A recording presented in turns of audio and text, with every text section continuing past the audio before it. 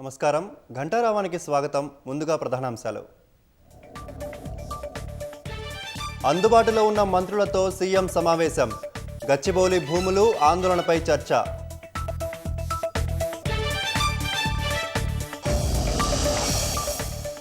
ఉధృతంగా మారిన గచ్చిబౌలి భూ వివాదం. విద్యార్థులు, ప్రతిపక్షాల ఆందోళనలు రాజకీయాల కోసమేనన్న కాంగ్రెస్.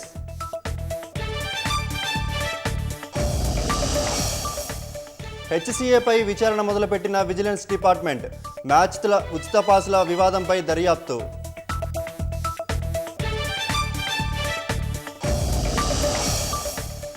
సాయంత్రం ఢిల్లీకి సీఎం, డిప్యూటీ సీఎం. రేపటి బీసీ సంఘాల మహాధర్నాలో పాల్గొననున్న నేతలు.